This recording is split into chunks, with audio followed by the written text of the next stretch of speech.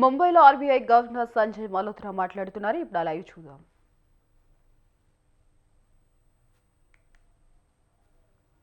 The Monetary Policy Committee met on 4th, 5th and today to deliberate and decide on the policy repo rate after a detailed assessment of the evolving macroeconomic conditions and the economic outlook. The MPC voted unanimously to keep the policy repo rate unchanged at 5.25%. Consequently, the STF rate remains at 5% and the MSF rate and the bank rate at 5.5%. The MPC also decided to continue with the neutral stance. I shall now briefly set out the rationale for the MPC's decisions. The MPC noted that since the last policy meeting, external headwinds have intensified. Though the successful completion of trade deals augurs well for the economic outlook. Overall, the near-term domestic inflation and growth outlook remain positive. Headline inflation during November and December remained below the tolerance band of the inflation target. The revised outlook for CPI inflation in Q1 and Q2 of next year at 4% and 4.2%, respectively, revised slightly upwards, continues to be benign and near the inflation target. The slight upward revision in the inflation outlook is primarily due to increase in prices of precious metals, which contribute about 60 to 70 basis points. The underlying inflation continues to be low. On the growth front, economic activity remains resilient. The first advanced estimates suggest continuing growth momentum, driven by domestic factors amidst a challenging external environment. The growth outlook too remains favorable. Based on a comprehensive review of the domestic macroeconomic conditions and the outlook, the MPC therefore was of the view that the current policy rate is appropriate, and accordingly it voted to continue with the existing policy rate. It also agreed to retain the neutral stance. Going forward, the MPC will be guided by the evolving macroeconomic conditions and the outlook. Based on the data from the new series in charting out the future course of monetary policy action, you are all aware that in a few days we will have a new series for both GDP as well as inflation.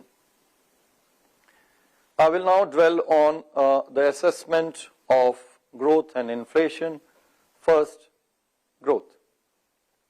The Indian economy continues on a steady improving trajectory, with real GDP poised to register significant higher growth of 7.4% this year as compared to the previous year. Amidst global headwinds, private consumption and fixed investment both supported growth.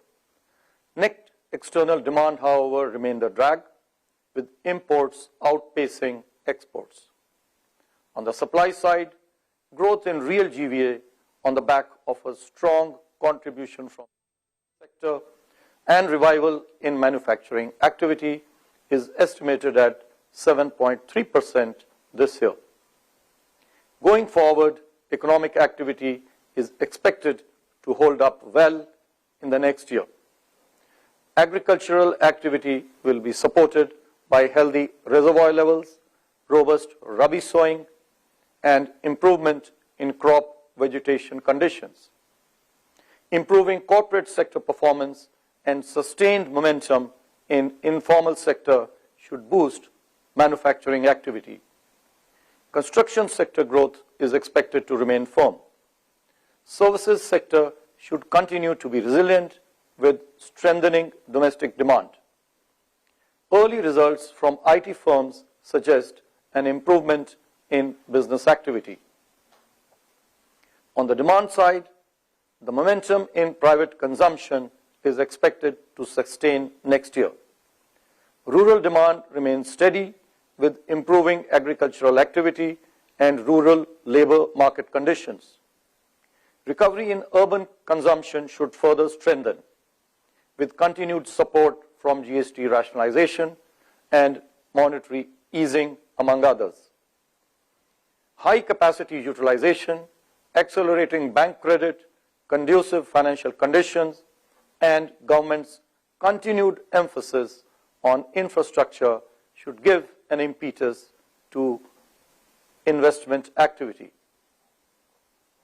Moreover, several measures announced in the budget should be conducive for growth. You are all aware that one of the kartavs, one of the pillars in the budget has been on sustaining growth.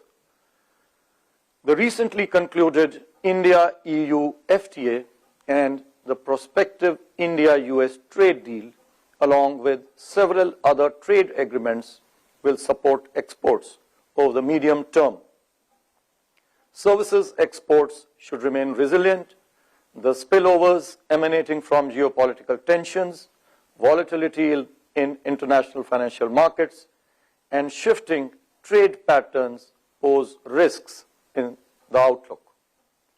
Taking all these factors into consideration, real GDP growth projections for Q1 and Q2 of next year, that is 2026-27, are revised upwards slightly to 6.9% and 7% respectively.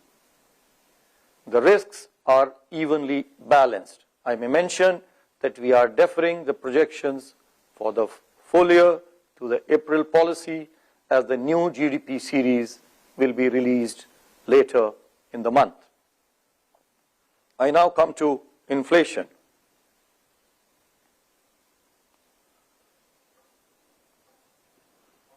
Headline CPI inflation remained low in November and December, even as it firmed up by 1 percentage point in these 2 months. This increase was largely driven by the lower rate of deflation in the food group. Excluding gold, core inflation remained stable at 2.6% in December. Near-term outlook suggests that food supply prospects remain bright on the back of healthy kharif production, sufficient buffer stocks of food grains, favorable rabi sowing, and adequate reservoir levels.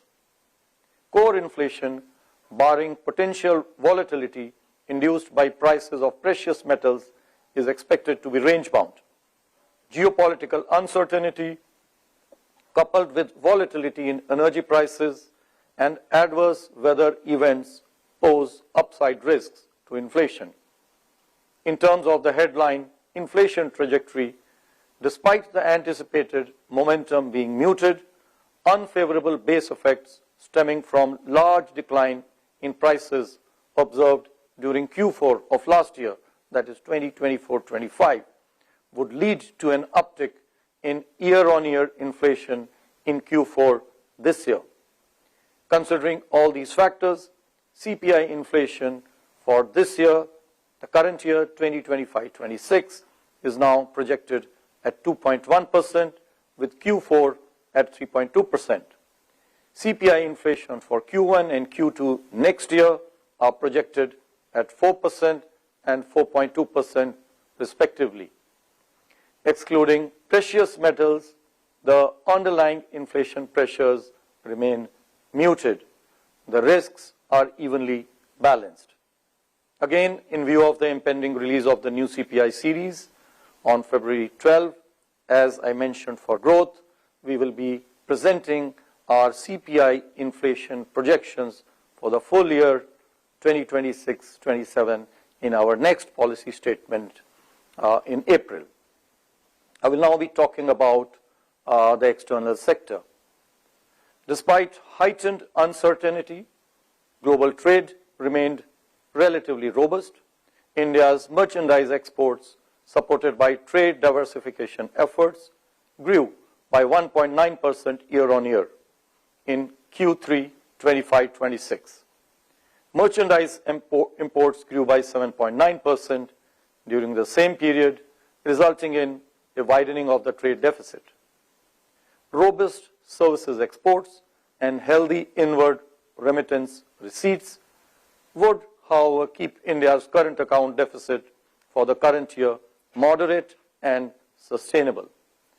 Moreover, India's proactive efforts in pursuing bilateral and regional trade agreements with major trading partners are expected to boost international trade and investment, diversify trading partners, and integrate India into global value chains.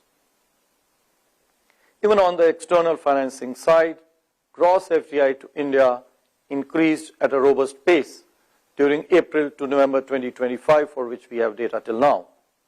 Net FDI too increased as repatriations declined despite a rise in outward FDI. India continues to remain an attractive FDI destination for greenfield projects, as evidenced by a number of announcements made in this regard. However, FPI recorded net outflows of 5.8 billion US dollars till February 3 this year. As on 30th January,